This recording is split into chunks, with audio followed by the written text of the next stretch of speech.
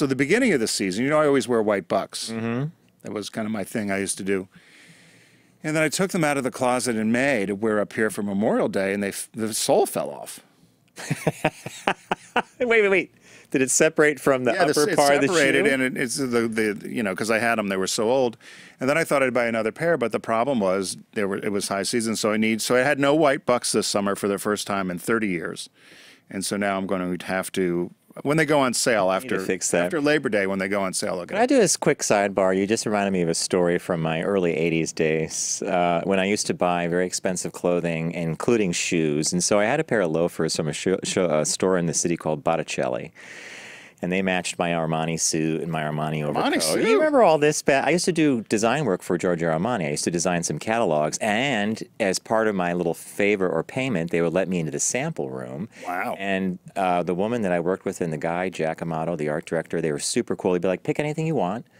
And it would be like it would be a $10 tie, but I got a beautiful overcoat that Bruce Willis had worn in a photo shoot for Vogue or something. And so it's pouring rain.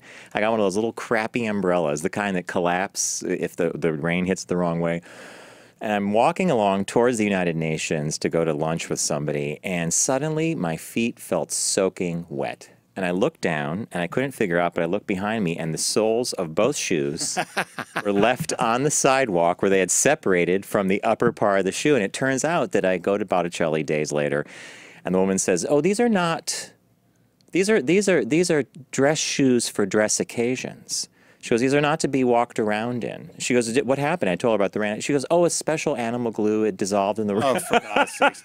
So what did she think you were just, or like a driving shoe? You just put it on for the car and just drive for the and car. Then take it off? So funny. I never will forget the looks of people around me and how we all laughed when I realized what had happened. How could you not laugh? No, I started laughing. How could you not laugh? Where were you headed? Did you go to lunch with your wet feet? I ended up getting to the restaurant with holding the shoes, the bottoms of the shoes, and then of course I had to untie the tops, and because I was a block away, and the woman I was meeting, she goes, "What the H?" And I was like, "Well, animal." I said I got to go to Botticelli and figure it out, but that's when I figured out the animal glue stuff. But that was the end of the specialty shoe.